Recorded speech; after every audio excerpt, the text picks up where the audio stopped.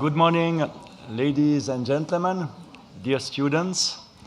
I'm Gilles Carbonnier, professor of the Graduate Institute of International and Development Studies, and I have the pleasure to extend you a warm welcome to the Maison de la Paix. We are actually very glad to host this panel debate on implementing the Sustainable Development Goals.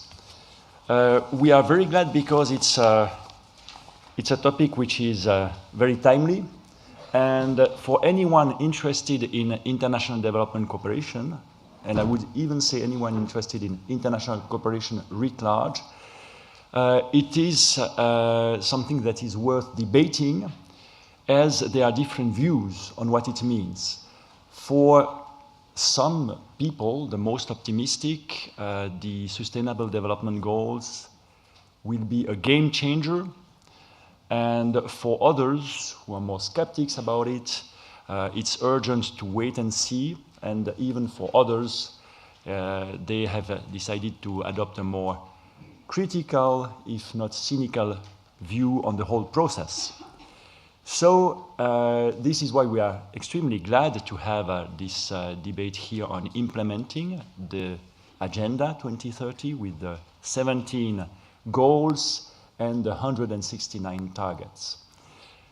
There are two major changes that are worth considering for the optimistic who see this as a game changer.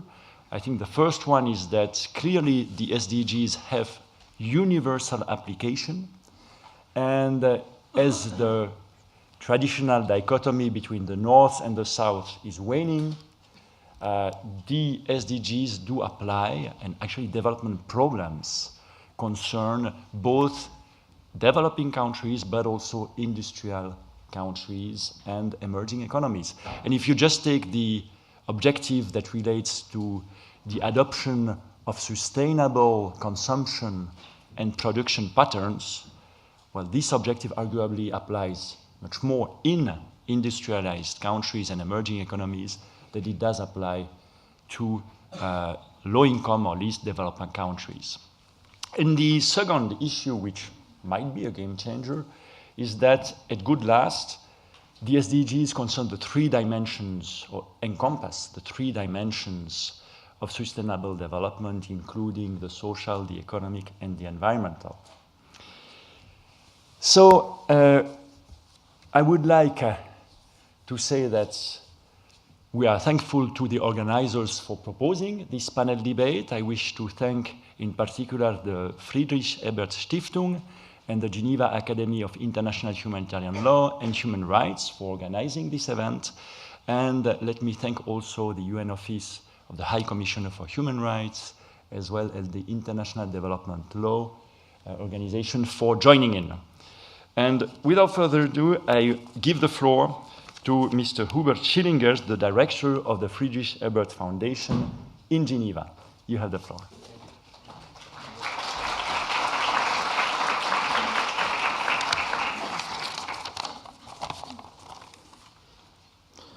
Yeah, let me also welcome you to our panel discussion on implementing the SDGs, jointly organized by the Graduate Institute, the Geneva Academy for International Humanitarian Law and Human Rights, ourselves, the Friedrich Ebert Stiftung, with the support of the UN High Commissioner for Human Rights and the International Development Law Organization.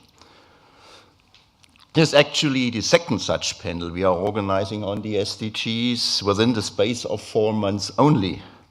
And we do so with some familiar faces, one familiar face that have been discussing with us already last time, Ambassador Joachim Rücker, Ambassador of Germany to the UN here in Geneva and currently President of the Human Rights Council, as well as Ms. Irene Khan, who unfortunately had to cancel her being here this morning, President of IDLO and former Secretary General of Amnesty International, who have already been discussing with us the issue on accountability mechanisms for implementing the SDGs at the 29th session of the Human Rights Council at the Palais des Nations, as I said 4 months ago.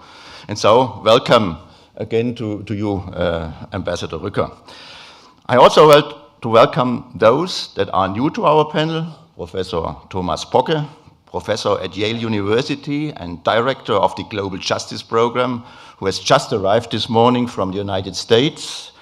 Mrs. Bianca Pomeranzi, Senior Advisor on Gender and Development from the Italian Ministry of Foreign Affairs and a member of CEDAW, the UN Committee on the Elimination of Discrimination Against Women, as well as Professor Gilles Carbonnier, Professor of Development Economics and Director of Studies from the Graduate Institutes, our hosts today. Thanks for joining us here today. We are looking forward to your views on the matter, and also thanks to Professor Carbonnier and the Graduate Institute for hosting this event today in your impressive building here. So why another meeting within only 4 months on the same issue? Well, the answer obviously is simple. Between then and now, the international community of states at the United Nations Summit in New York 3 weeks ago has solemnly adopted what is now called the 2030 Agenda for Sustainable Development, with, as Professor Carbonnier mentioned, 17 SDGs and 169 targets at its core. 4 months ago, we could still speculate and make recommendations, in particular on the principles, working methods, and lessons from existing human rights processes that could help strengthen effective review of SDGs and bring about accountability, or in other words, recommendations on what New York could possibly learn from Geneva. Whereas today, we can now analyze the outcome of the summit and reflect on the way forward, guided perhaps by 2 principles, which we thought are important for the actual implementation of the new agenda and the realization of the goals, namely the principles of shared responsibility and the principle of mutual accountability. Before, during, and after the New York summit, a lot has been said and analyzed, and you could also hear a lot of criticism, justified or unfounded, depends on how you see it, and it was to be expected. And we will certainly hear more critical analysis of the 2030 agenda today in this panel, or at least I hope so. But what was striking to me was that those you normally expect to criticize international agreements or frameworks most vociferously, namely governments of the global south and international civil society, and the latter in particular, seem to have become the most, well, if not enthusiastic, but, supporters of that new agenda, at least as one that holds the promise of a global transformative change for sustainable development as part of a comprehensive agenda that, unlike the MDGs, was not crafted top-down by experts only, but negotiated in a state-led process with a lot of input from bottom-up, an agenda which is also a universal one, as Professor Carbonnier has pointed out, that will now apply to all countries, rich countries, countries with emerging economies, and poor countries alike, unlike the MDGs, which were for developing countries only. And I think this is a fundamental difference.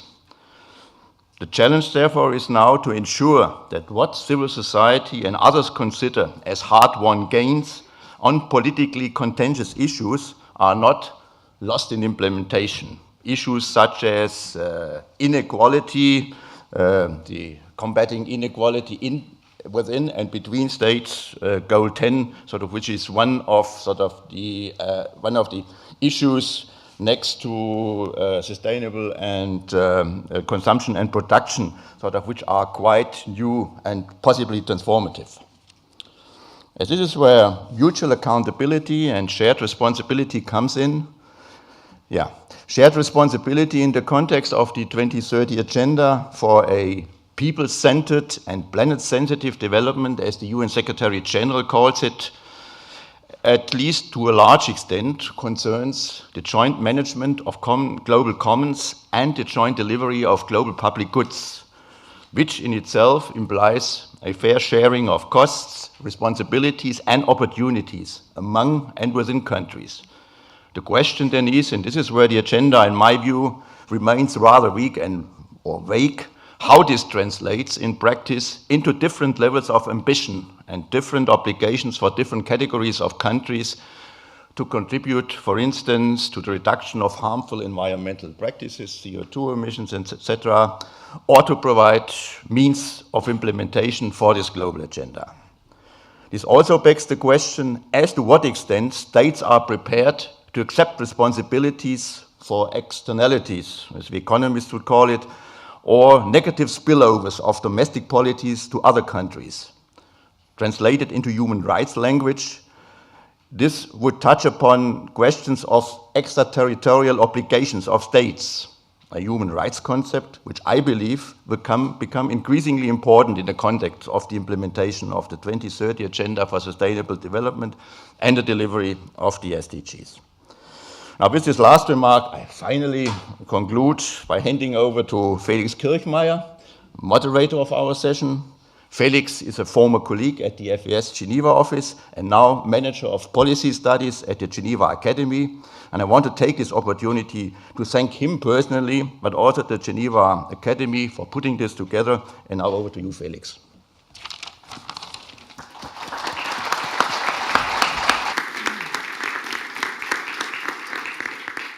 Thank you very much, Hubert. Thank you, Gilles, for the introductory words. So actually that allows me also to jump right away into our discussion here, not to repeat what was very well formulated. I'd like to welcome you also all on behalf of the Geneva Academy to this public panel debate on implementing the Sustainable Development Goals, which is not only a second event that we do jointly in the last 4 months, but also I think it's a logical continuation in that we'll look today more also on monitoring and accountability and also on the means of implementation section of the agenda. Also, I'd like to mention, because it's World Food Day actually today, the Academy with the City of Geneva has recently also held a panel debate on eliminating hunger via the Agenda 2030. So the Academy is active in those fields in its various perspectives, from accountability to economic, social, and cultural rights, and the realization there throughout all the goals, not only as one might think Goal 16, which of course is something dear to the Academy, which is a joint center of the Graduate Institute and the University of Geneva, and looks mostly into human rights and humanitarian law, and as I may add, to our title of the institution, International Criminal Justice. So within this context of the other events, it's a pleasure to continue our discussions today. So Hubert has already introduced the speakers, and I will not cite their long CVs. Actually, you should have found, at least unless you're seated in the last ranks, and there are some places still vacant here in the front, you should have seen a document including the concept note and the CVs of our speakers for further reference. So it's a pleasure to having with me here today Bianca Pomeranzi, Gilles Carbonnier, Ambassador Joachim Rücker, Professor Pogge, Thomas Pogge from Yale University. The titles have also been cited, so I ask for your indulgence if I don't repeat that again.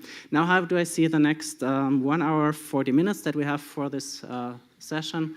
I think we'd first have a first round of remarks of a little more general nature, looking at the human rights aspect of the Sustainable Development Goals.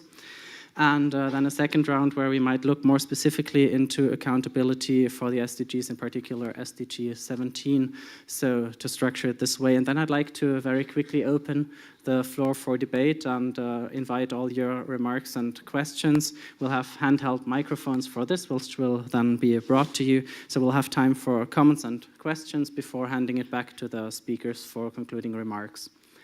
I also want to mention that this meeting is videotaped, so there will be further footage later on our websites, and also just for you to know, to be transparent about this. So that's that. If I look at the Agenda 2030, it says we envisage a world, a very nice world indeed, with all the good things that you can imagine, but how to get there and how to monitor how to get there. How do we look into this implementation? So if I could ask you, Ambassador Rücker, to take the floor first, enlightening us about where are human rights in the SDGs, and also, I mean, is this a new paradigm for development, as was mentioned before in your view? I think also a thing to touch upon, because you as president of the Human Rights Council, you're president of the UN, your organ, which is most open to civil society among all the UN organs, I dare say. Where would you see the role of civil society stakeholders in this process? So the floor is yours. Thank you very much, Felix, and I would like to thank the organizers for doing this very, very timely event shortly after the SDG summit. And slightly paraphrasing Kofi Annan, I think we can say now the era of norm setting is over and we enter into the important area of implementation, also in the context of the SDGs. And no need just to repeat that this is an ambitious agenda. It's a good agenda, and it is now at the center of the new global political agenda to end poverty, reduce inequalities, and protect the environment. But what we also see, and this is of course the particular Geneva angle, is that all the pillars of the UN system are enshrined in the SDGs, and if not, we should actually monitor that they're enshrined in the implementation. They're certainly there in the texts. Without, needless to say, these days, without peace, we will not have development, and this is particularly concerning now at a time where 60 million people worldwide are fleeing from war and civil war and terror. So there will be no development without peace and security. But also these people are fleeing because their human rights are violated, either their political and civil rights or their economic and social rights.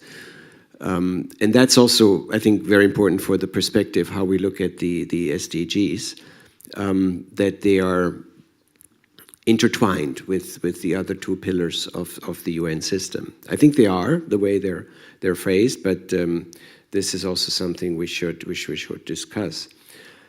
The SG actually said the true test of the commitment to the Agenda 2030 is now in the implementation. And I think in this context, we in Geneva have an important role to play, also in the Human Rights Council, to see that human rights are not only in Goal 16 or in some other goals and sub-goals, but they're properly part and parcel of this trinity of the pillars of the UN, and that all of them are not only equally important, but interdependent and mutually reinforcing. And we can illuminate here in Geneva the links between human rights and development agendas throughout the discussions and whatever will come now in the implementation phase.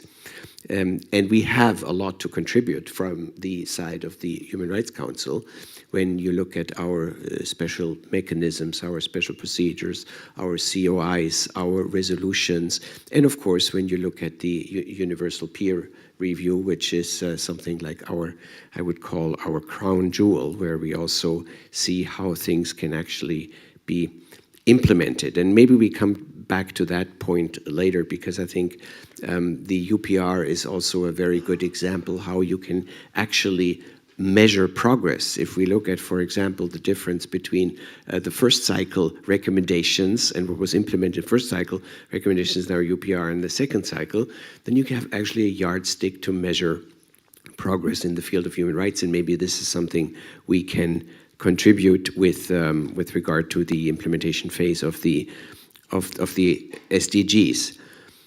When it comes to your question about how can other stakeholders, and in particular civil society, contribute to the implementation of the SDGs, I think that we can state that the recent summit was a clear political commitment by states to these SDGs and to this agenda, this transformation agenda. However, I think the implementation would not work if we didn't have strong civil societies, if we didn't have civil society plus media, etc., and private sectors to pressure on governments to actually implement in a way that would would make these ambitious goals a reality. So I think it's not something nice to have, but it's absolutely essential to have civil society pressure in the implementation process. With regard to human rights, we think that we can offer some advice, that it's very important to have the SDGs enshrined in national policies and national agendas, very much like we have this in many cases in the case of the human rights. For example, Germany is now developing a national sustainability strategy in the light of the 2030 agenda. I think a lot of other countries are doing exactly the same. So that needs to be implemented properly on the national level. But of course, at the same, by the same token, it's also a genuinely global project involving multiple actors beyond the states to implement properly the SDGs. There are, in effect, I think, a universal recognition that poverty, inequality, and environmental sustainability are as much a challenge to each and every nation than they are a challenge to all of us. So we also need, in addition to this national effort, of course, a collaborative partnership in order to tackle the changes together and implement the transformative agenda. And that, of course, is part of what we do also with regard to our human rights agenda in the Human Rights Council. We continuously stress the importance of a multi-stakeholder engagement, which lies at the core of our working methods.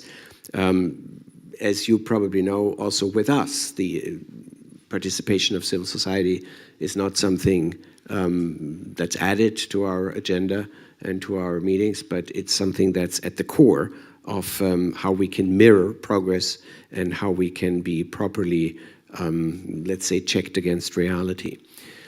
Also, a very important role in the context of the human rights implementation plays the NHRIs and the regional organizations, but also other stakeholders like private sector, for example. We cannot discuss in the social forum the access to medicine without having the private sector on board. We cannot discuss in our forum on business and human rights the supply chain without having the private sector on board. So it's very important to now, in the next stage of the SDGs, to involve all these stakeholders in the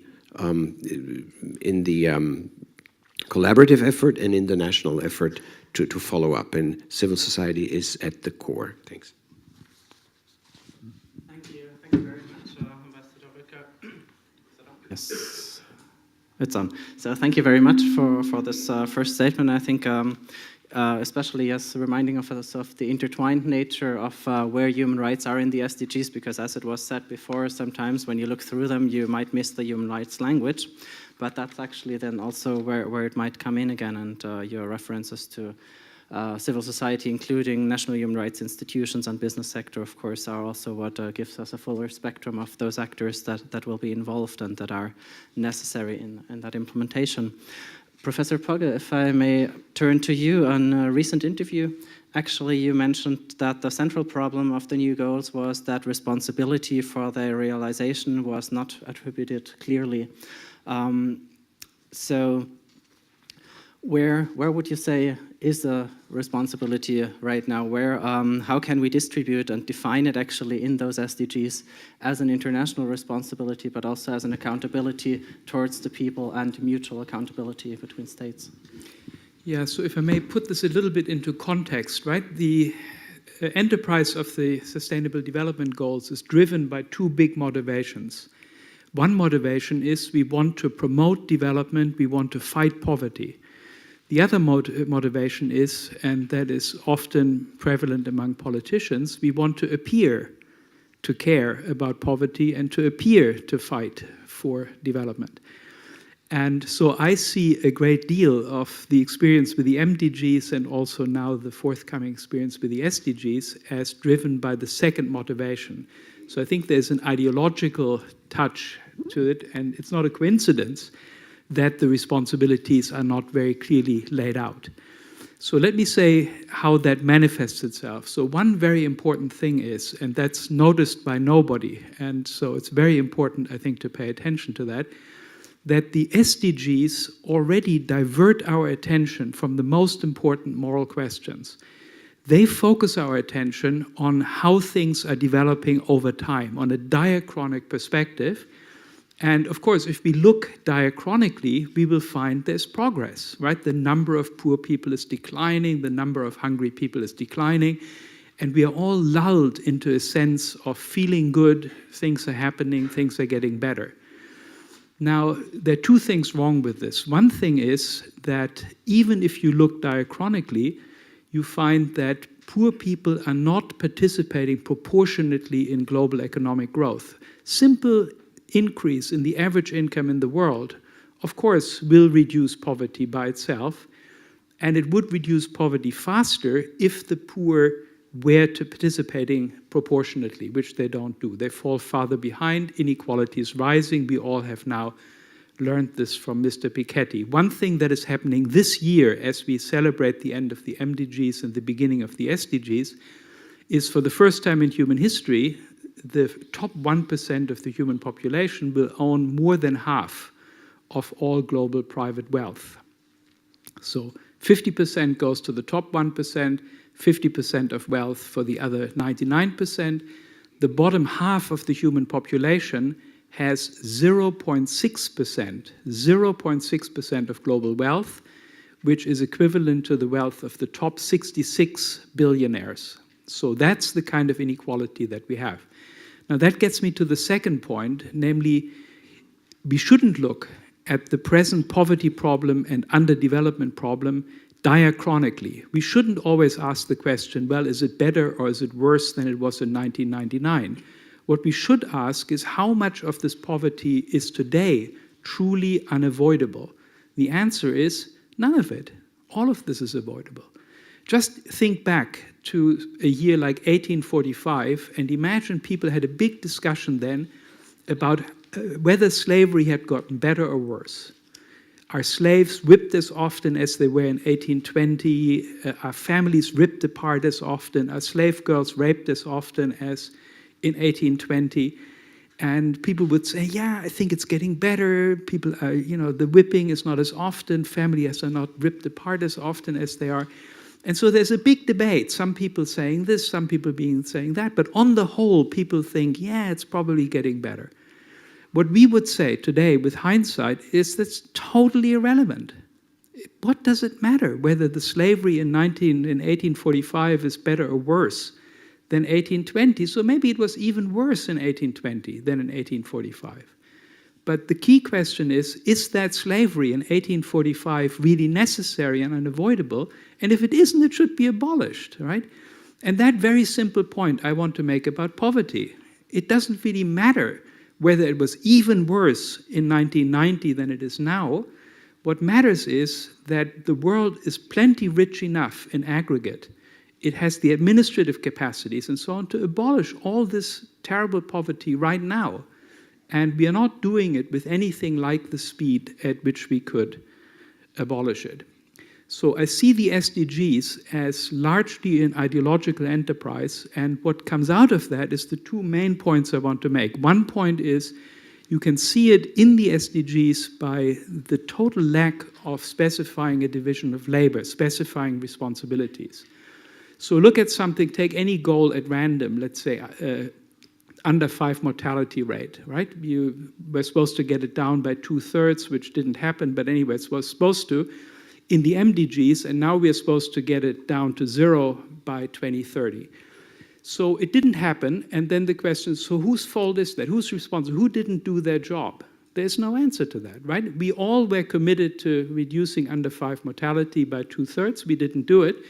But nobody in particular is responsible. What the Western media will tend to say, of course, is, well, if the world is supposed to go down by 2/3, then that means every country has to go down by 2/3, and so it's Cameroon that failed, and Senegal. But that's very, very unfair, because they had enormously high rates, they had the highest rates, they had the most work to do, and of course they had the least capacities to do the work. And so it would be absurd to say that it's Cameroon's fault and Senegal's fault if they didn't get their rates down by 2/3. But then whose fault is it? How much of it is Switzerland's fault? How much of it is Germany's fault? Who didn't do their job? Now, if we don't specify that, then what we have is not a list of goals, we have a list of wishes, right? Let there be good weather in 2030. Let the rate of under 5 mortality go down by 2030. We all agree, we all celebrate, we all congratulate each other to being united in this wonderful wish, but we haven't got a division of labor, we haven't got a plan, we haven't got an assignment of responsibilities to make that happen. Now here's the other point, that is measurement, right? With regard to measurement, there are 2 big flaws. One big flaw is that the measurement is handed over to UN agencies. The FAO, the World Bank, these guys are measuring the progress. And of course, these are vulnerable, politically exposed agencies whose top officers are appointed by the very governments who want to show progress and whose budgets are determined by the very governments who want to show progress. And so, of course, you get constant fudging of the numbers, shifting of the goalposts, new definitions of what hunger means, of what poverty means, 3 times, 4 times in the MDG period, right? Hunger, for example, just to take, again, one thing at random. Hunger went up between 1996 and 2010. Every year it went up. It peaked above 1 billion in 2009. You all remember that. At the FAO in Rome, they had big bed sheets hanging out the windows saying, we are mad as hell, for the first time in human history, more than 1 billion people hungry. In 2012, the FAO announced, oops, we've got a new methodology. We have a new methodology for counting the hungry. And with this new methodology, it turns out, the number of hungry people went down every year. Through the doubling of food prices, it went down. The poor never noticed that food prices doubled. And so down it went, from more than 1 billion in 1990, 160 million more than always initially announced, to 850 or something, which was 160 less, 160 million less than according to the old methodology. So a steadily rising number of hungry was converted into steadily falling number of hungry with this new methodology. So both methodologies, just to cut to the chase, are very bad methodologies, right? Both, the first and the second. This is a very primitive and silly method of measuring the hungry people. We don't have an independent, transparent, objective method yet for counting the hungry, but what I'm objecting to is that we allow, in the 23rd year of a 25-year measurement exercise, the FAO to change its methodology with hindsight to a new methodology that, again, lulls us into a false sense of, well, the number of hungry people went down. Admittedly, not as much as it was supposed to, but at least it went in the right direction. So what we need, if the SDGs are going to be meaningful, is 2 things first and foremost. First, a clear assignment of responsibility. Who is supposed to do what in order to make that happen? Who will be responsible in 2030 if these things don't happen? Who will not have done their job? And second, what we need is independent, transparent, objective measurement, not done by international agencies or anybody dependent on politicians, but by an independent group of academic experts, people with a reputation to lose, people like my friend Angus Deaton, who fortunately recently got the Nobel Prize. People like that should be in charge of the measurement, and this should be done to the standards of peer-reviewed journals in a transparent way so that we know what is really happening on the ground. That's the very least we owe to the poor. Thank you.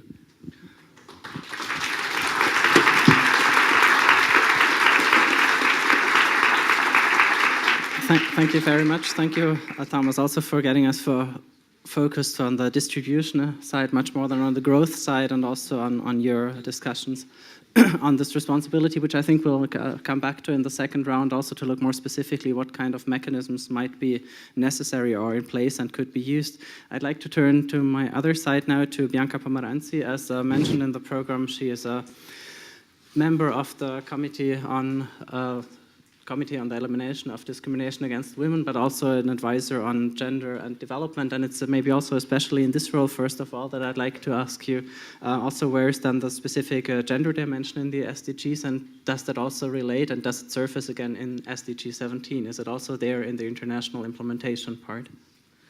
Yes, thank you. First of all, I would like to thank the Geneva Academy because it has made many meetings on the issue of SDGs and gender and with the CEDAW, and I'd like to thank the International the Institute for inviting me at the Friedrich Ebert Stiftung, because they invited me as a gender and development advisor and member of the CEDAW.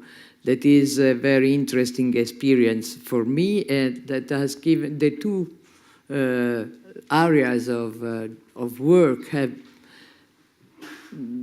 gave me the possibility to look at the agenda with the specific point of view. Both of the two areas are dealing with gender equality and women's empowerment. Gender and development work is based on the fatigue of development and on the reality of economic development, the inequalities, the fight against poverty that sometimes, let's say, stops even in the work of the agencies of the UN. While the CEDAW committee, being a member of the CEDAW committee in the last 3 years, gave me the possibility to make a real advocacy for having the human rights institutions, the treaty body institution, in the framework of the agenda. According to this second point of view, I'm not so positive as I'm really sorry, Ambassador. I'm not so positive because we can say that the agenda is a very important, could be a very important step because it has the three dimensions: social, economic, and environmental. And the three dimensions are particularly important for women's empowerment because women are a huge part of people living under the poverty line, a huge part of people working for or against hunger, for food security, a huge part of people working at rural level for the sustainability, biodiversity. And the agenda somehow in the different SDGs seems to recognize the role of women. But more importantly, the agenda has a gender equality and women's empowerment goal that is there to say that no discrimination, no violence. We have to stop discrimination and violence against women within 15 years. And that we have to recognize the value of the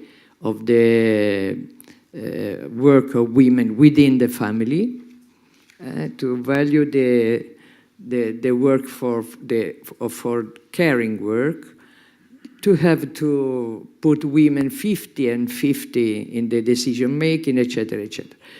All these wonderful goals have been part of the struggles of the women in the last 35 years, and transnationally. And they are very important, but the new version of the agenda is quite better than the MDGs, because the MDGs recognize only education as the indicator for the gender equality. Now the agenda has a very good view. The problem is who is accountable, as Professor Pogge said. Who is measuring? Who is deciding the indicators? And the second question I have, is the agenda as it is capable to reach the goal of to leave no one behind.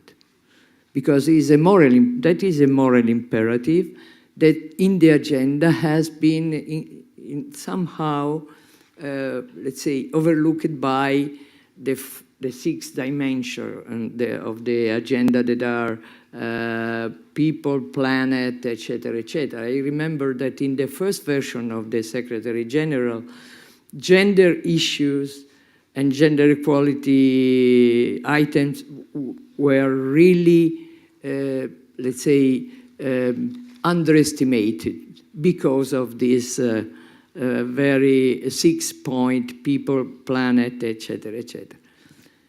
My vision is that this agenda has, let's say, grew up in a context of crisis, global crisis. And the problem is that even though the three dimensions are there, economic, social, etc., the final version of the agenda is more focusing on how to raise resource and economic and financial resources for development. And it doesn't capture the multidimensional nature of development with the human rights dimension. That is the first problem I have, and with the agenda. And the agenda is, for the Article 17 that we are discussing today, is linked to the financing for development document. And they are, both of them they have the same wording.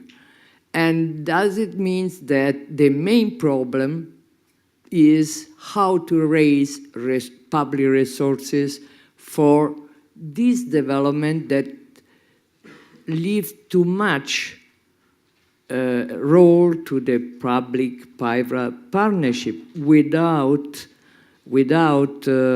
focusing on who will be accountable for the human dimension of intervention of these public-private partnerships. Because the states are not so, we know that globalization has moved the number of development players as stakeholders, so the states have difficulties. And among the states, there are differences, and the common and differentiated responsibility are not so clear, especially for gender equality and women's empowerment. Because if we look to gender equality, of course, developing country seems to stay behind. But if we look at gender equality in these three dimensions, it is clear that there is a responsibility from, let's say, developing countries and from the extraterritorial actors. It means that we as part of the development world, we should try to impede that the transnational corporation made things against the gender equality. And that is the first thing. Sorry to take. Thank you very much. And I think you really also bridged the discussions from the gender dimension to the economic dimension there in the SDGs very well. And I think when we speak about financing in the SDGs, there's also, as we see in the Goal 17, one is on the domestic resource, 17.3, the target, and is on the mobilization of international. So actually we have the international and the national dimension of resource mobilization. And with this, Professor Gilles Carbonnier, I'd like to ask you also how then, with this, can Goal 17 come into life economically with all the sums that might be needed for the other 16 goals, and how does that then relate into our discussion of the monitoring and accountability? Felix, this is a question looking at two targets out of the 169. And as you said, I just preparing for this discussion, I looked at good last at individual targets under the SDG 17 a bit more carefully. And the first target really puts the emphasis on the capacity of each member state to raise domestic taxes, to raise domestic revenues, to then finance the implementation of the objectives. And as you mentioned, the second and third one are geared more towards international finance, foreign aid, to say it bluntly, and other mechanisms. And it's only target 14 down the line that raises the question of policy coherence for sustainable development, without elaborating really anything in depth, but mentioning the concept of policy coherence for development. I think I would have preferred to see the reverse, to start by policy coherence for sustainable development, and the rest would flow and follow from that. So let me take an example. We have recently done a study here with a student of the Graduate Institute to try to understand a paper that came out from a non-partisan think tank in Washington, saying that looking at the world's major commodity trading hub, Switzerland, trade mispricing involving Switzerland would result in a conservative estimate of illicit financial flows out of developing countries in the range of 8 to 15 billion US dollars every year. So I was struck by this number because it's a number that is a multiple of the Swiss ODA, the official development assistance provided by Switzerland. So it is quite substantial. And we looked at the methodology, we looked at a lot of fraud assumptions, but the main issue that we encountered is the lack of data. The lack of credible, disaggregated data, which would have allowed us to really, do this exercise. And what we found out is that those estimates might be probably overstated to some extent, but it hasn't been possible to really determine to what extent, but it is clear that it remains quite substantial. So the question here is that we have a first target which says that the international community of states, and let me come back on the question of accountability. If we look at the means of implementation in the document, I think we are very much still in a world of an international community of sovereign states where each and every state remains free and responsible to implement the SDGs as deemed appropriate, which of course raises the question of picking and choosing what each country deems fit and neglecting the others. That said, when we look at the question of strengthening the capacity of low-income countries to raise taxes. In those countries, especially in commodity-rich countries, taxes on corporate income tax is a substantial amount of taxes. And when we come to discuss the question of transfer pricing, of trade mispricing, it is a substantial issue. So the question there is that on the one hand, it is important that the international aid industry does exactly what is mentioned in the first target, which is to provide technical assistance to strengthen the capacity of developing countries to raise taxes and to manage budgetary and fiscal management. But this is of little use if, on the other hand, there are not serious steps that are taken to really increase the tax base of those countries to enable them to collect the funds required.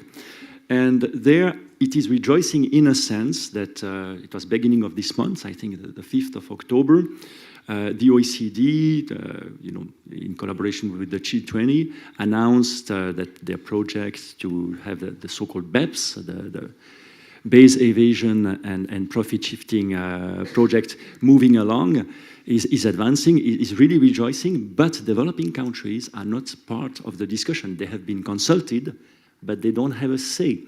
So again, I think in terms of governance, it will be critical to include developing countries in these mechanisms as soon as possible. And this is what happened in terms of discussion in Addis Ababa. We had the 3rd conference on financing for development last July in Addis Ababa. And one of the most contended issues was between a range of developing countries asking for an international tax organization to really come to grip with the issues I just mentioned, and most of the industrialized countries resisting this call and actually still having a technical committee of the UN responsible for tax issues. And I think this is precisely on those type of issues where we need to work, and the academic community, scientists have a lot to contribute, and I fully agree with my colleague, Professor Poguin, that we need independent, credible data generation and discussion on data, because data is political. And I think we need to mobilize ourselves, because it is precisely now that the indicators for monitoring the SDGs are being debated. The list of indicators should be adopted only next year, in March, by the UN. And I'm very surprised that once we hailed the adoption of the SDGs, we don't hear anything about the discussion, which is very important, about indicators, because what gets measured gets financed. Thank you very much, Gilles, for this view on the economic side of the SDGs, and also relating it back again to indicators, another topic that we had been working on, and that I think, as you say, is for the academic community something very important to look to in the first quarter of next year, definitely also leading up to the further discussions in New York. Before opening the floor, I'd like to give the opportunity to the speakers, to the others, to react to each other, but also, as you already did in a way, Gilles, to give some specific recommendations also on accountability as you see for the way forward. So again, if I may start with you, Ambassador Rücker. You mentioned before the UPR in passing, you mentioned the human rights possibilities, potentials of all its mechanisms to look into accountability. So what do you think practically can the Human Rights Council do in view that it's not named in the Agenda 2030 as one of the accountability mechanisms to be used? So what do you think will be the role of the Council in that case? Well, as it has been said, the follow-up and review mechanisms are being developed until March, and there is that's I think a very pertinent question to address for the international community, for UN member states. And I think one thing is that we can look at the UPR that we have in the human rights field as maybe an important model or pattern how implementation agendas can be followed. If we embrace the principles that are in the UPR, for example, most important, the universality, everybody, all the states take place, then the peer-to-peer review, I think could offer an important element for also the SDGs. Then, of course, you need to have ownership by states. States are the owners of the implementation, and they should live up to their commitments. So I think there is a lot to be learned from the UPR process, and I could imagine that something similar could be done. It has to be taken absolutely serious, and of course you need yardsticks to measure progress. I think that's key, and that has been said by some here. And it needs ownership in the sense that you know who is actually accountable We have that very much in the human rights field, where the primary responsibility for the implementation of human rights, which is an individual right against vis-a-vis a state, is there. It's clear, and we have no individual right to the SDGs, the 17 or the 169 targets, but we need to think in these categories in order to have what you say, a clear responsibility and division of labor. I think we need an open discourse on the, identifying the challenges of the implementation. I'm very proud to say that our chancellor announced in New York that Germany would be willing to commit itself to be one of the first states to report along the lines of the SDGs now in the high-level political forum, which is, of course, the focal point, and we would do that as early as 2016.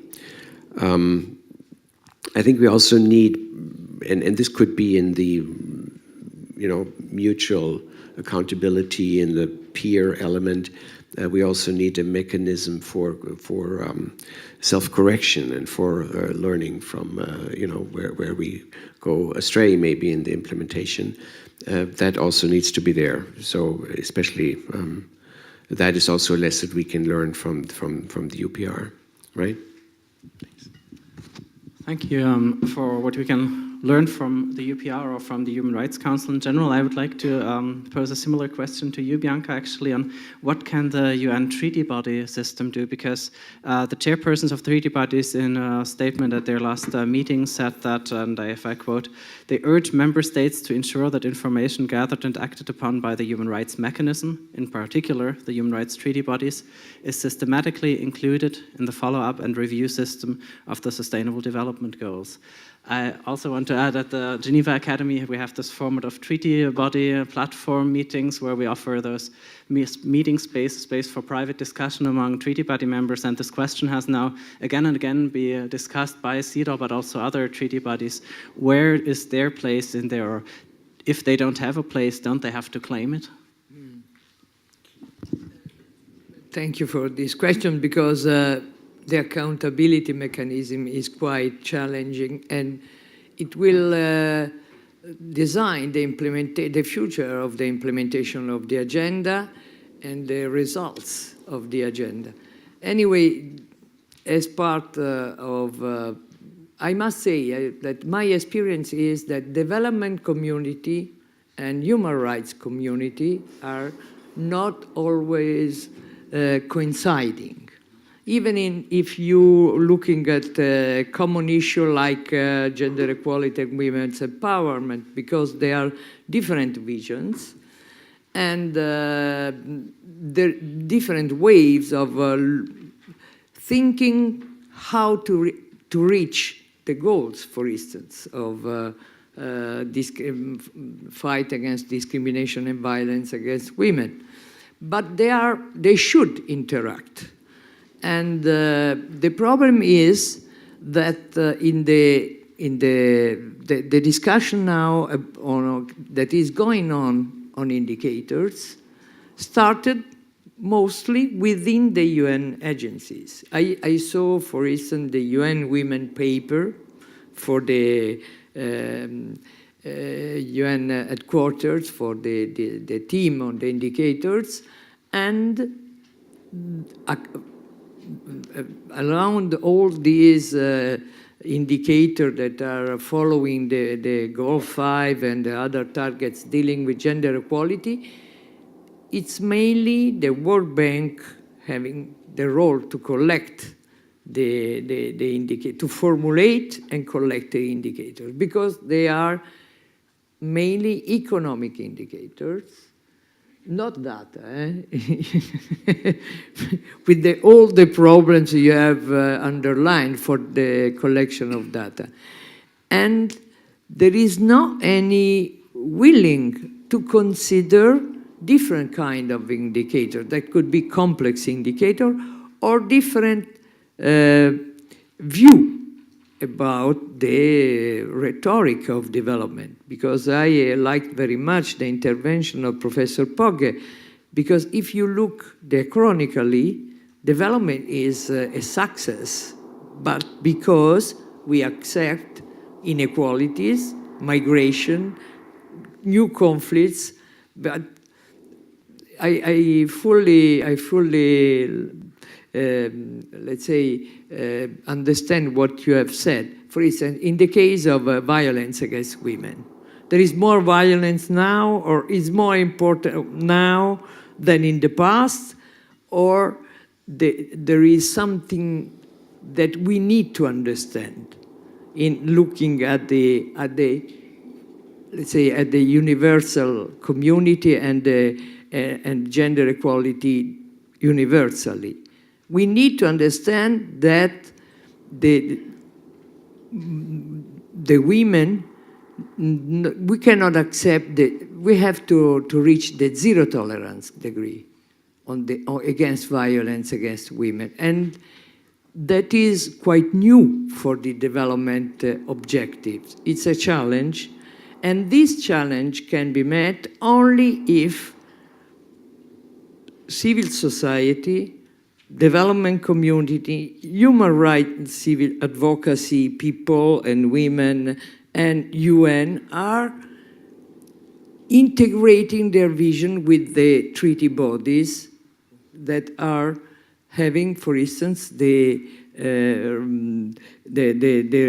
dialogue, the constructive dialogue with member countries that is not a real peer review, but the constructive dialogue is a way that each government has to think about their responsibilities. It's a way to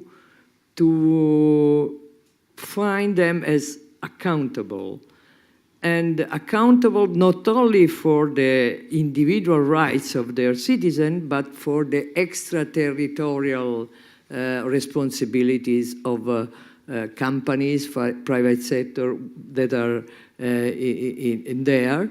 And I would like to raise the fact that, for instance, in the general recommendation of the CEDAW committee, especially in those dealing with the UN Security Resolution 1325, the committee pointed out the extraterritorial responsibilities for the states and started, and we need now to start thinking about mutual accountability, because the way in which the human rights community is looking at the mutual accountability is quite different from the vision of the development community. Because if you look at the OECD DAC Paris Declaration on mutual accountability, you can find out that there is, let's say, a kind of donor-beneficiary relationship. While in the Secretariat for Human Rights and in the good work they have done on who is accountable, the idea of mutual accountability has to do with a universal dimension.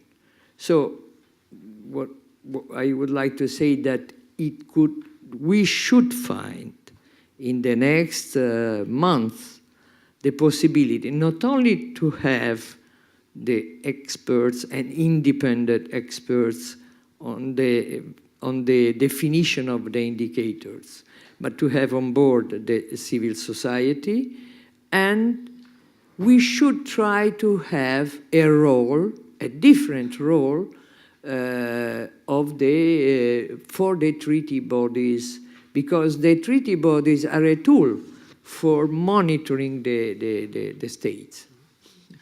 Thank you very much. And to turn to you, Gilles, you said before also, you referred to the tax discussion, Addis versus the OECD proposal now on the table.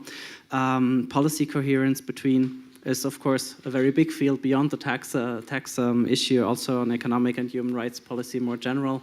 I think a while ago, those debates on human rights on the one side and development on the other had also been characterized as two ships passing in the night. So now if we look at this specific goal that you mentioned before, actually, on policy coherence, could you also be more, you said we need more accountability in this, but could you also give a, say, practical example or an idea of what accountability, well, if there is none in place, or would be needed to monitor this policy coherence more? Certainly. I think the fact that Ambassador Rücke just confirmed that Germany has committed to start reporting on the implementation of the SDGs in a, I hope, rigorous manner as of 2016 is quite good. It's a good start, and it's rejoicing because this is exactly what we need in each country to have reporting. But this reporting needs to be credible, needs to be independent to all the extent possible, and need to be open to debate with civil society. And then this is also, at the end of the day, a political debate, deliberation within each country. Now, when it comes to policy coherence for sustainable development, I think that there are several mechanisms, and I wish to just echo what Professor Pogge said at the beginning, is that there is some sensitivity by especially donor countries on looking good. And if you look at the SDGs, I'm not a lawyer, so but I understand they are not legally binding, and that actually the main way to try to get the SDGs implementing is by naming and shaming, or by looking good. And it is, I would say, a powerful tool, but it is a tool because we see, for instance, in the Development Assistance Committee of the OECD, a lot of attempts by donors to twist the criteria so that they can show that the volume of official development assistance is actually higher than what it would be with stringent criteria, and they can look good in the yearly beauty contest where you see how much percentage of GNI every country is giving, and this is something ministers care about. I'm not sure that it is enough to actually do the kind of change that is required to see the SDGs being a real game changer. So we need to find other mechanisms, and monitoring policy coherence for sustainable development, I think a way to start is to look at each and every executive decisions by the legislative, new laws, under the lens of how consistent it is with the commitments under the SDGs. And for instance, in Switzerland, I'm sure a lot of you know that when new legislation come to the parliament for discussion and adoption, you have a special section which is how much is this new law consistent with European legislation. And there is a discussion to say, oh, if we deviate too much from what the EU is doing, is it a problem or not? So this kind of reflection, I think, could inspire the way to discuss within parliaments in a very, just to face head-on an analysis of how much new legislation, new executive decisions are or are not consistent with the commitments taken under the Agenda 2030. Thank you very much. Thanks for this concrete suggestion also, and for recalling the German announcement of reviewing progress in 2016. I think there also, if we look into, well, what you also said, the tweaking of maybe indicators, but maybe also already targets of looking good. Professor Pogge, before this session, we just briefly spoke about, you mentioned the fact that according to the current formulation in the targets, inequality is allowed to peak in 2029. So if Germany reports in 2016, there might not be so much to say in terms of will we have reached by 2029 a change of that trend? So what rules would have to be changed? What rules have to be changed? Yeah, so I think we should be much more ambitious about inequality, right? So the fate of the poor, the fate of development depends on two factors. One is global economic growth, which will lift, other things being equal, the poor out of their poverty gradually. and the other is the reduction in inequality, or what happens to inequality, which of course in the last 20, 30 years has been the opposite of inequality reduction. It's been an increase in inequality.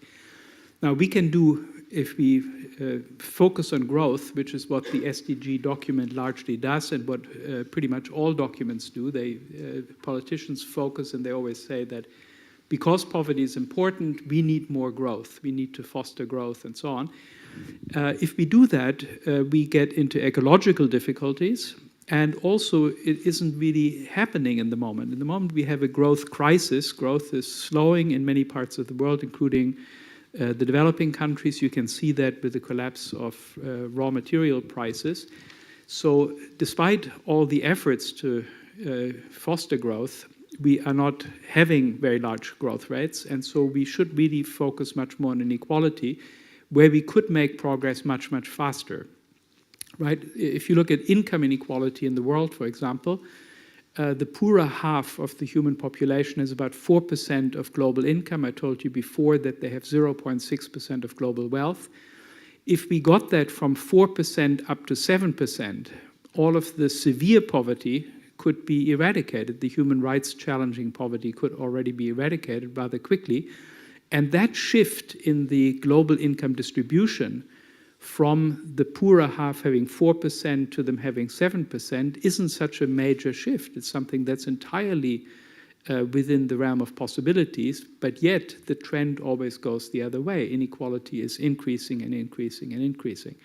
So that's why I think inequality is what we should focus on.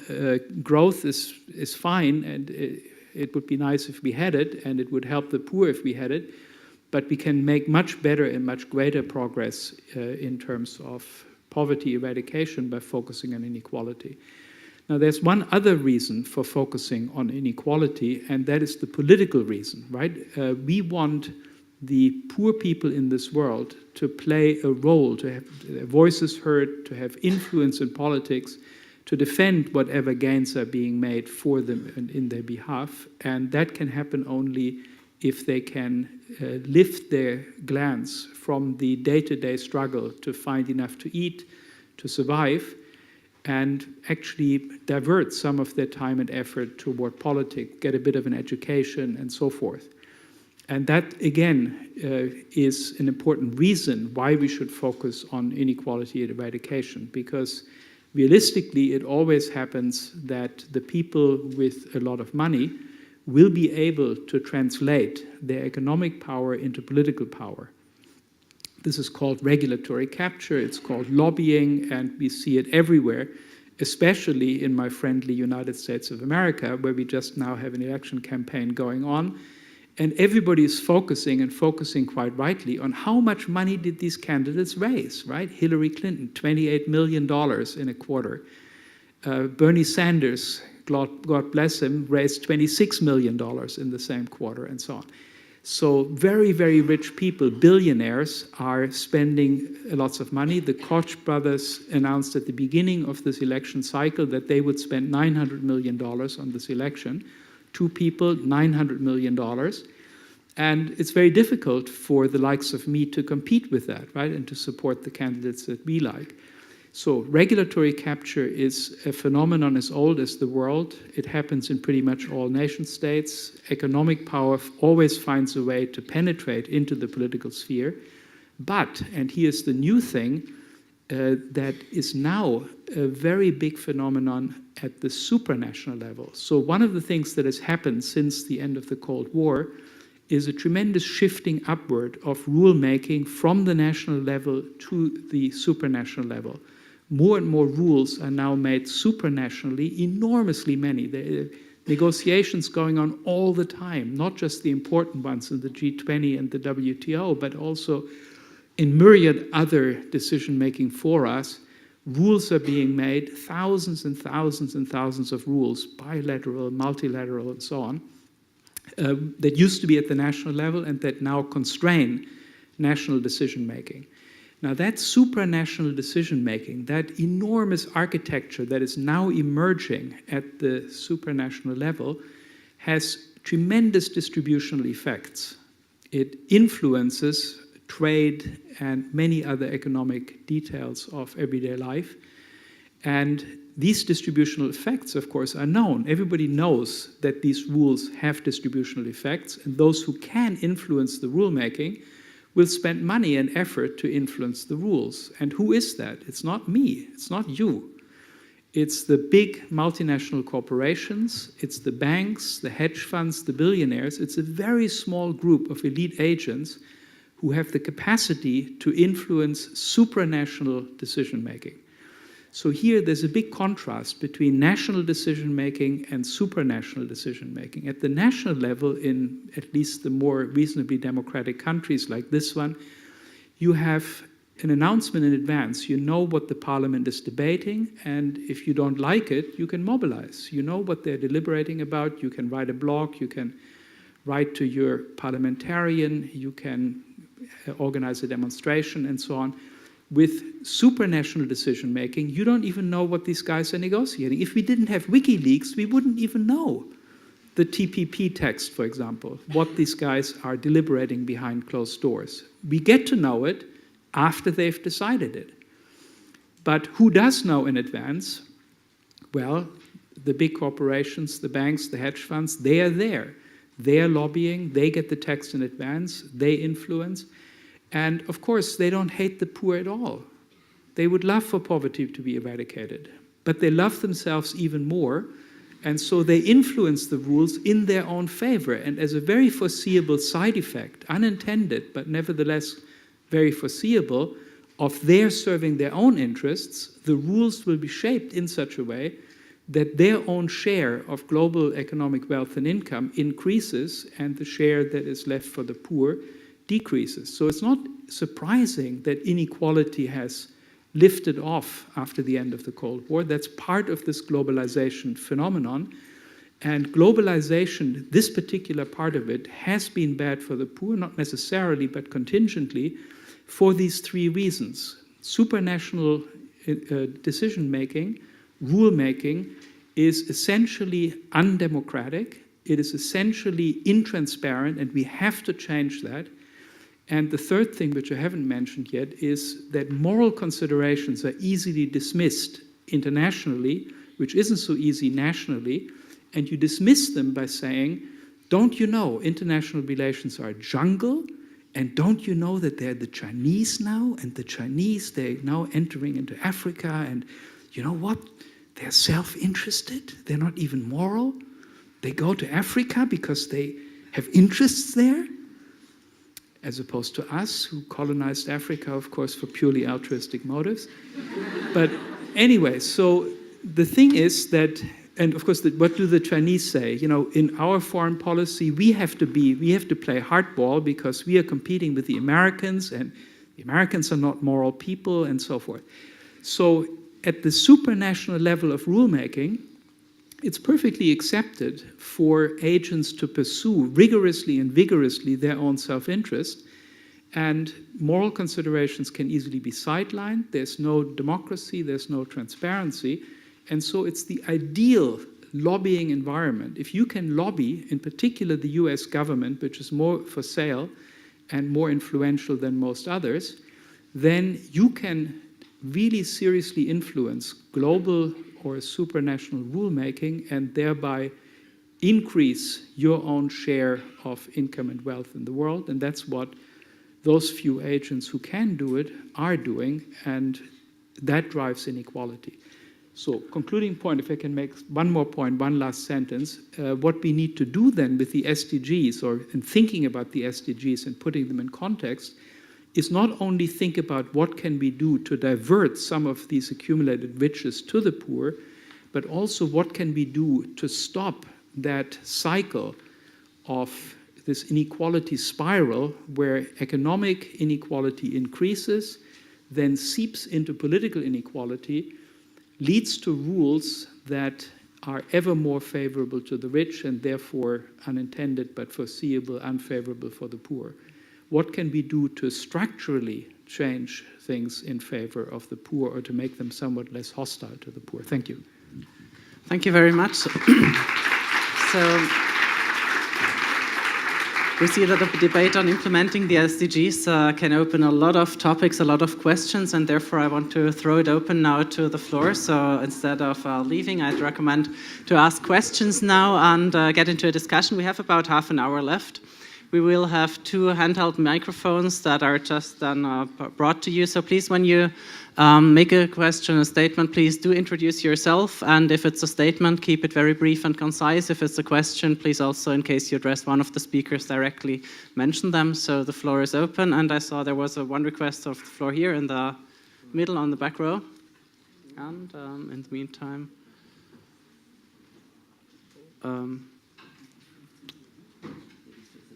Okay, and then here in front. No, so is the microphone on the way to you? I don't see it anymore. The gentleman over here in the back. Oh, yes, go ahead. So if okay, start first. We'll come to you next second. Yes, please.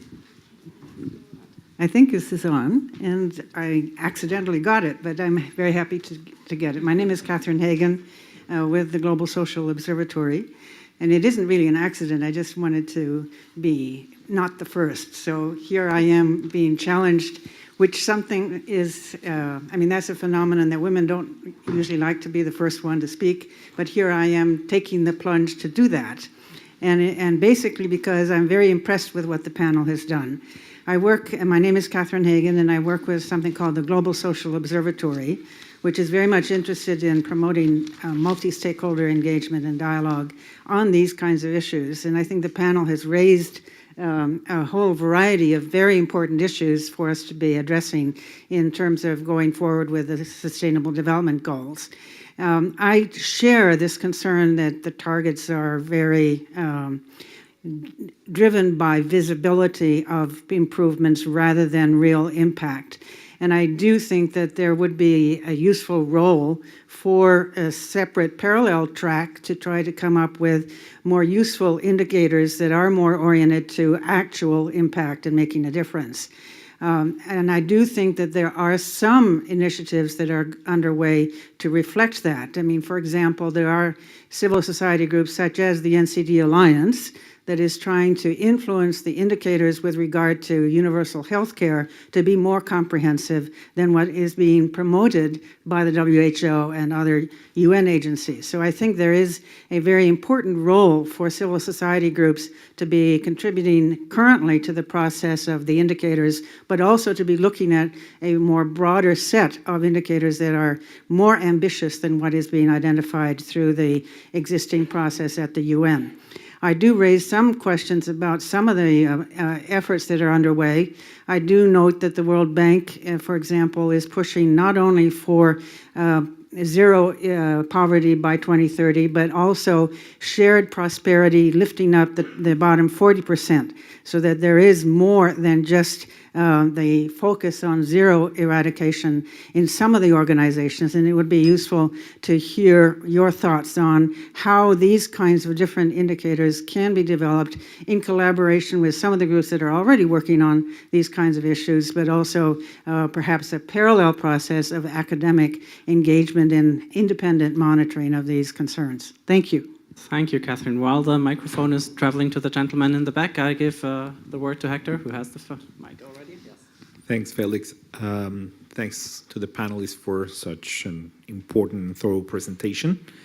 I'm Hector Guerra. I'm with the International Development Law Organization, and in behalf of Ms. Irene Khan, I'd like to extend her apologies for not being here in this panel due to a last-minute emergency back in Rome in our headquarters. And if you allow me, I'd just like to make a brief remark. But to IDLO, the rule of law is an enabler of human rights, democracy, and development. But indeed, rule of law doesn't happen in isolation. It is directly connected to climate change, all the struggle for climate change, against climate change, access to justice, human rights, and so on and so forth. And in this sense, I'd like to mention regarding human rights something that has been continuously said by Irene Khan, and that is to say that Without human rights, we don't have rule of law, we have rule by law. In this sense, we're glad that there is a goal 16 on peace and security, addressing the rule of law. We have target 16.3 on rule of law and access to justice. Having said this, we believe that being rule of law practitioners on the ground with a presence in several countries, working with governments and civil society and academia, we believe that implementation has to come right away to the local level.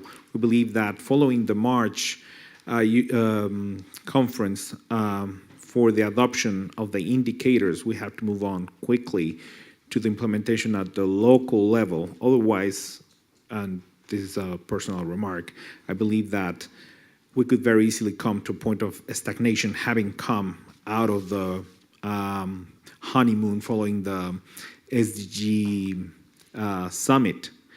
Indeed, when we talk about local implementation, we have to think about the role of local institutions, civil society, those who are the stakeholders who are directly involved and affected by the lack of, or by inequality or the lack of enforcement of even existing commitments towards food, water, and so on and so forth.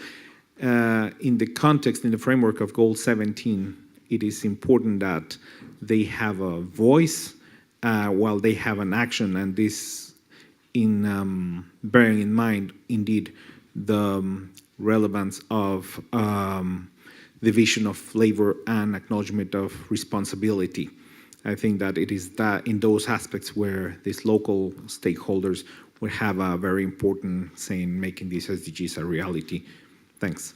Thank you. So back to the gentleman over there. Yes. Yeah, thank you very much. My name is Kai Schäfer and I'm with DCAF. My question goes to Ambassador Rücker and Professor Rogge. As you mentioned, on the one side, the ownership of the process by states, and on the other hand, the increased rulemaking on the supranational level.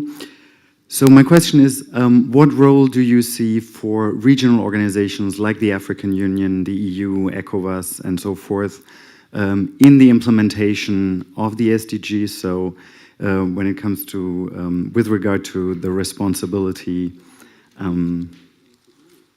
to implement. Thanks. Thank you very much. Please, next question. Thank you. My question is pretty short. I'm Véronique Rondeau. I work for the UN in trade development. I would like to know, do you see the public-private partnership as a means or a vehicle for implementation of the SDGs? And if yes, in your view, which actor are best placed to advise or lead on the governance of PPPs? Thank you. Thank you. I had a request here, just in the first row, and then the lady in the blue sweater over there. Yes, please. And okay.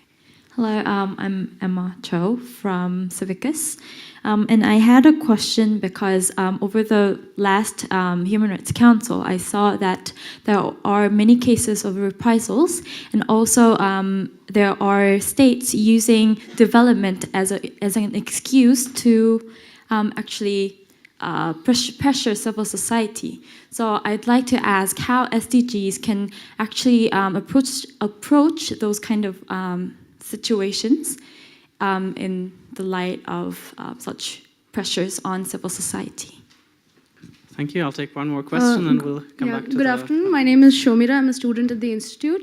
And my basic question was that do you think it's still possible to think of eradicating poverty in a very ambitious span of 15 years, considering the fact that there are already these huge debts that the developing nations have towards international banks and organizations like the World Bank and the IMF, and also the fact that the SDGs don't really question the status quo of large corporations and the developed nations?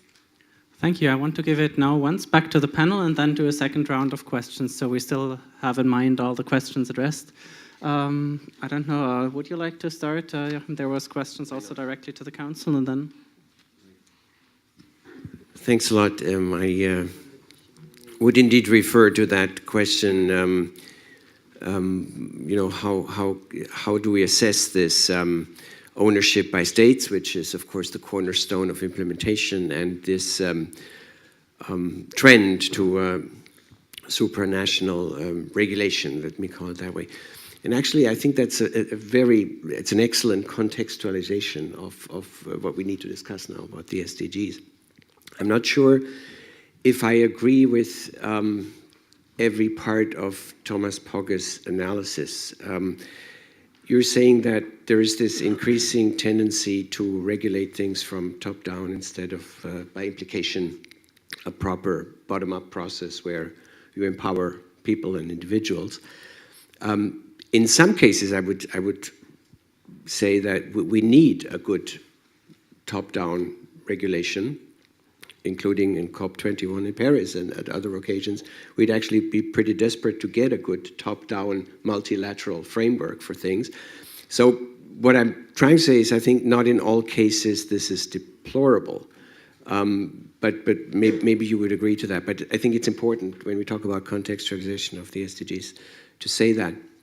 The other thing that jumped to my mind is that we have undoubtedly this tendency, in some respects, to have a top-down regulation, which is maybe not participatory as it should be.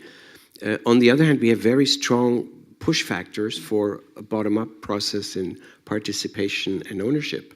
You don't have to read Jeremy Rifkin's works, but I mean, if you look at the energy sector, the power to the people that is inherent in the renewables. If you look at the developments in the digital sphere, where you start to have autonomy in information and opinion making, then I think there's also very strong factors to have a proper and good bottom-up thing, and there is not this, I would say, this overwhelming crush from the top.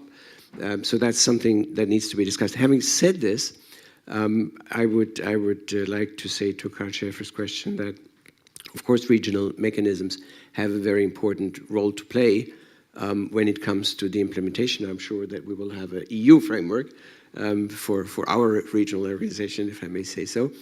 And I'm sure that other regional organizations can play an important role. When it comes to that question, which our friend from Civicus posed on what we can do about reprisals, and can the SDGs actually help to create a better atmosphere for protecting civil society, I would say yes, and it's very much inherent in Goal 16 and the rule of law approach, which is an approach that should be taken very seriously. It's the individual that carries the right to respect for his or her human rights, and by this, if we take Goal 16 seriously, of course there is an inherent answer with the SDGs, and we should be mindful of that in the implementation. Thank you, and I can't help listening to you also if you say this individual who holds the right to think of the right to development indeed as well, which I think is also closely linked to this debate. First, still give it directly to Thomas Pogge, as you also related to him. So, Yeah, so just to clarify, I completely agree with you that many things should be regulated top-down in the sense that we need global solutions. I'm a great fan of globalization, but we have to distinguish between globalization with a capital G, which is that some decision-making is shifted upward, and globalization with a little g, which is a specific path of globalization and of which there are many. So what I'm objecting to is that in some cases the wrong decisions have been shifted up, but more importantly that the decision-making at the global level, which there ought to be, is made in the wrong way. It's made in ways that are undemocratic, intransparent, dominated by a small elite, and so on. The voices of ordinary people, and particularly also the bottom half of the human population, and their interests and their needs have to be fed into the decision-making process. That is my objection there. And that would get us, I think, better results in regard to climate change, for example, but also in terms of economic organization and so on. So the big question is not globalization, yes or no, but rather who has a voice, who has influence, whose interests and needs are being considered. Now, quickly, I will just say something about three of these questions. The role of regional organizations, they will have a role, but basically the analysis that I gave of supranational decision-making is unaffected by these organizations.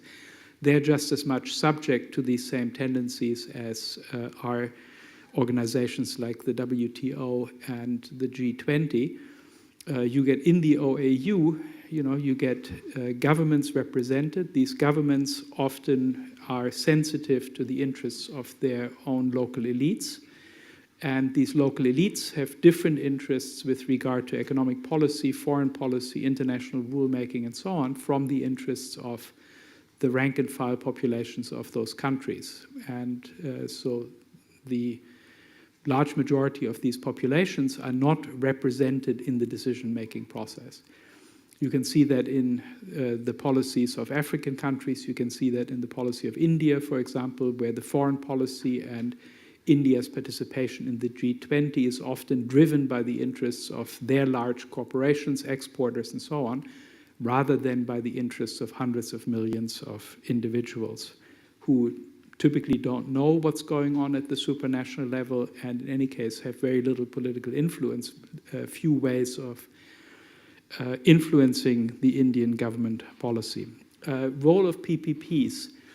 So again, I think PPPs can play a fantastically important role in development, but it would be great if we could enhance that role by structuring the surrounding regulatory environment in such a way that PPPs can really develop their full potential. So let me give one example. Here's a PPP, it's called DNDI, Drugs for Neglected Diseases Initiative. And what they do is relatively cheaply, they develop new medicines for the neglected diseases of the poor.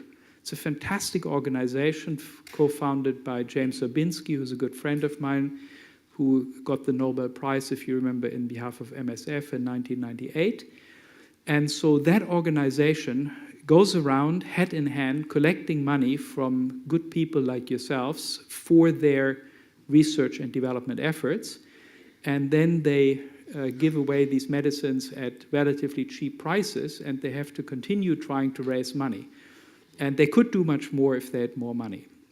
Now, what I would propose is that instead of having a regulatory environment in which the only way in which somebody who develops a new medicine can make money is by jacking up the price. You get a patent for a certain period, you typically sell your medicine at 1,000 times or 10,000 times the cost of production. You've probably all heard about the new hepatitis C drug, right, that is now selling for $1,000 per pill, $84,000 for a course of treatment, which of course poor people cannot afford, and poor people have hepatitis C. So that's the only way these pharma companies can make money. And what we should have instead is, for example, a mechanism where we say that pharma companies can register a new drug and they can be rewarded from public funds in proportion to the health impact that their medicine produces. If we had such a mechanism, which would be a relatively cheap and highly effective way of producing health results, then DNDI could register its new treatments with that mechanism and could be paid not by raising up the price, but simply by achieving enormous health impact. So mechanisms of that sort could achieve what you are asking for, namely a much more productive and effective role for PPPs in achieving the SDGs. We have to not only appeal to them, but create the regulatory environment in which they can thrive. And then the last point is, can we achieve the SDGs given that large debts are existing in developing countries and so on? Here I want to come back to something that Monsieur Carbonnier said about illicit financial flows, right? The poor countries are indebted because so large amounts of money are siphoned off every year in terms of illicit financial flows. I work with an organization in Washington that is the leading think tank in this topic, and they estimate that roughly $1 trillion, so that is $1 million every year, are siphoned out of developing countries through illicit financial flows. So, for example, transfer pricing, where, as you know, about half of all international trade is now intra-firm trade where particular subsidiaries of the same company are trading with each other.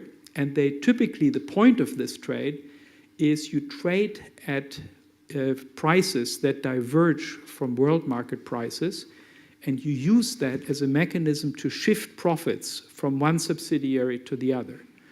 Now that's like my shifting money from one pocket of mine to the other, from the right to the left. It stays in the same person. But the point of it, of course, is that the tax treatment is different. And so you deprive poor countries of taxes, and you save taxes for your shareholders massively. So the estimate is that $1 trillion flows out of poor countries every year, lost to their economies, and that leads to about $160 billion in lost tax revenues. So the economy loses a large amount of money, and the government loses a somewhat smaller but still enormously large amount of money. $160 billion is more than all the development assistance, which is about $130 billion a year. So again, if we could stop that, then the poor countries wouldn't be so indebted, and then we could achieve the SDGs. But failing these structural reforms, I'm afraid you are right, this was your question, that it will be very difficult to achieve the SDGs because we are fighting against the structural headwind that is emanating from the way the rules of the game are currently structured. Thank you. And as you referred to Gilles' presentation before, I'll give the floor to you first of all, and then I'll pass it to you, Bianca. Yeah, I think when we discussed inequality and things which are decided outside of any democratic deliberation, I think there is very interesting work being done on the impact of monetary policy, which has gained a lot of centrality since the financial crisis, and especially the quantitative easing programs on inequality and on environmental sustainability. And I think this type of research is highly necessary to bring back some of the debate on quantitative easing to a wider public than only central bankers. And well, we can discuss later on what kind of findings and emerging discussion comes out of it.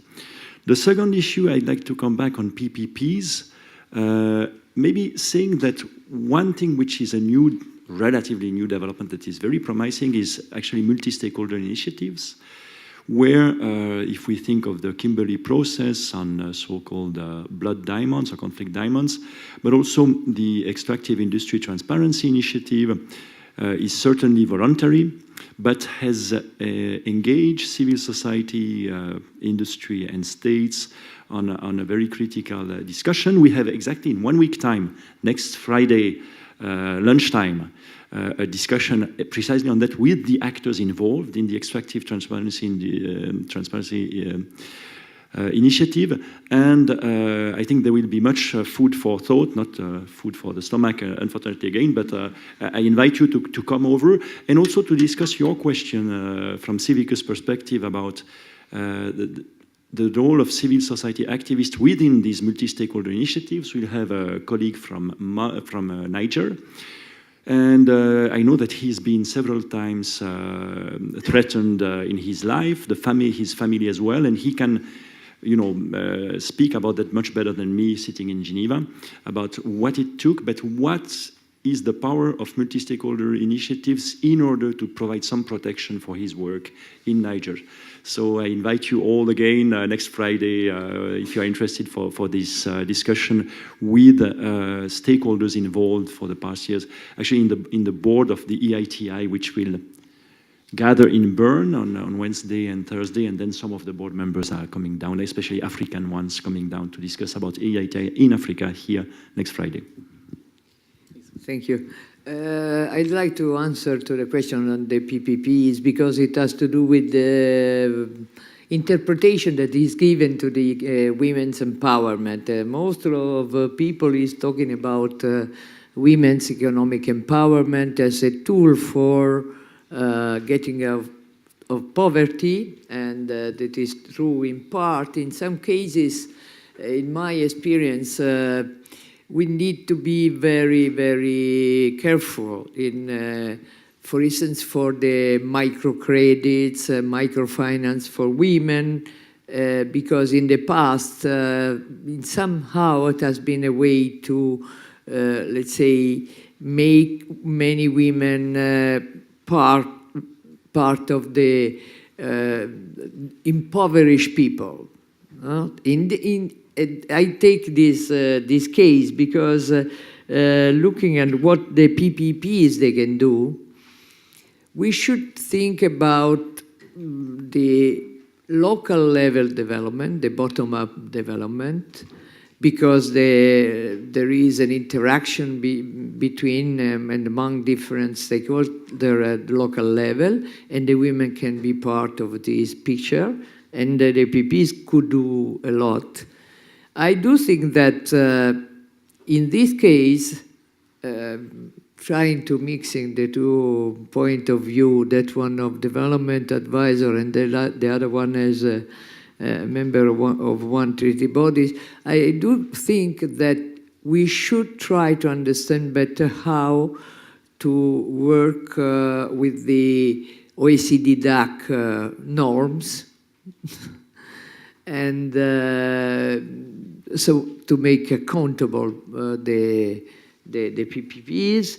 And on the other side, looking at the agenda also with the view of the ISESC, I would say the International Covenant of Economic and Civil Rights, I do think that it is a specific tool for monitoring some stream of development, and but unfortunately is not so, let's say, is not so well recognized even among the treaty bodies. So I do think that the PPPs and the regulation among the PPPs should be part of this kind of framework, not only OECD DAC, but also for development, but also the inside of the Economic and Social Commission. Thank you.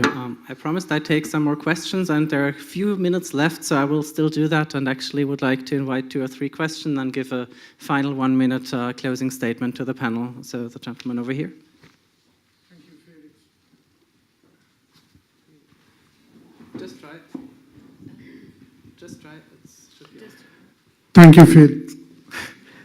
Sorry. And thank you to the panel. Edward Flynn is my name. I work for Vivat International here in Geneva. A very quick question to the panel. For implementing the Sustainable Development Goals, do we need development indicators or human rights indicators? Thank you. And the last question over here. Good afternoon. My name is Shweta Nambiar. I'm a recent LLM graduate from the Graduate Institute as well, and I'm working with the United Nations Environment Program, specifically with the trade unit. And I'm more curious about putting the sustainability back in the Sustainable Development Goals and in highlighting about the environment and how sustainable trade and investment can actually enable us to achieve the sustainable goals, but it's also important to consider the policy coherence, which is essential. And I would like to question everybody how international organizations would not compete with each other to take credit for such a thing, but work together to bring that coherence and the views of the panelists. Thank you. Thank you. So we have indicators and international organizations. And with the same round, also a closing word from each of you, because then we reach the end of the time that we have for this session. If I could start from my left, going to my right with you, Thomas Paga. So, I don't think I'll make a grand closing statement because I've said more or less what I wanted to say, but I'll try my hand at these 2 questions that were just raised. I think the answer to do we need development indicators or human rights indicators is pretty clearly both. So human rights are not all that matters, and human rights are certainly something that does matter. In some cases they overlap.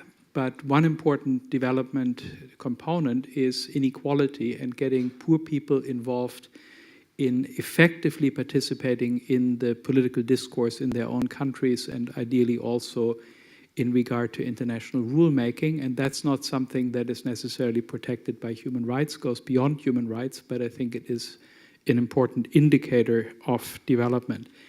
The sustainability thing, that's sort of a bit strange, that I don't know exactly who came up with this idea of calling these the Sustainable Development Goals, but the main effect of this has been that the word sustainable has now been injected at all sorts of unfitting places in the document without having any meaning at all, right? They talk almost not at all about development, and they should. And part of that is because we have the Paris COP21 coming up, and there wasn't really an opportunity to jump ahead of the meetings in Paris to decide what should happen in regard to development, the emissions. And it is clearly of the utmost importance for the long-term health and survival of the planet, and in particular of vulnerable populations in the world, what will happen with regard to sustainability and carbon emissions. And in the moment, it looks like what will happen will not be enough to keep humanity below that crucial 2 degrees centigrade threshold, where we say that the average global surface temperature of the world should not increase by more than 2 degrees Celsius above the pre-industrial level. We are now at 0.86, 87, something like that. But another maybe more than half a degree is already in the pipeline, given that we have crossed the threshold of 400 parts per million of CO2 in the atmosphere. And so we have to reduce carbon emissions rather fast by somewhere around 5% per annum between now and 2050, pretty steep curve downward, in order to maintain this 2 degree threshold, and it really doesn't look like that's going to happen. Most of the proposals that are coming from states so far suggest that it will be, with the industrialized countries, a slower reduction, and with the developing countries, even a few years of further increases. Thank you very much. I'll follow the example and be selective in just picking up what was discussed last instead of trying to come to a great summary. That's for you then. I very much agree with your point that one of the things when we talk about contextualization of the SDGs and implementation is coherence. And how to have coherence in policies. And there was just an example in you referring, for example, to the monetary policy and quantitative easing. Now people are finding out that there might be negative distribution effects, which we didn't intend. But sometimes it's the very same people that have been pushing for a very expansionist monetary and fiscal policy that are now saying, oh, no, this is terrible for distribution. So I think we need coherence and we need to have thorough discussions on such things. With regard to, there was one more thing, the indicators. I think we need, of course, ideally smart indicators, measurable, etc. But they should be firmly measured, anchored in human rights. That is in economic, social, and cultural rights, and in civil and political rights. Just something on the indicators. I fully agree with the ambassador. We don't need or economic or human rights indicators. We should look at the not only quantitative indicators, but qualitative indicators that comes from researchers and complex, but that they are easy to measure. That is quite important. But you can find complex indicator easy to measure. And the main tool for having this is to consult with civil society and with the stakeholders of development. So they can imagine what kind of indicator. The indicator should come from bottom up in many cases. But unfortunately, the discussion now within the UN is that they are coming from top down. Yeah, I want to be short in closing because time is up, and I see that many students maybe left for a class already. So what I want maybe to highlight is indeed that there is much way to improve the discussion on policy coherence for sustainable development. I think policy making is inherently conflictive.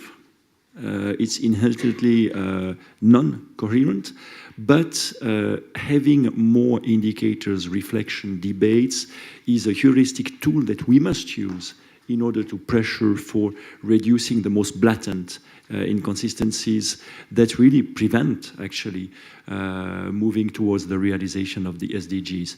And my final point with regard to human rights and development goals, if there is no major disruption in history, I expect in 5 years' time the discussion on the implementation of all the first goals to be very much centered in conflict, in armed conflict, in zones of armed violence.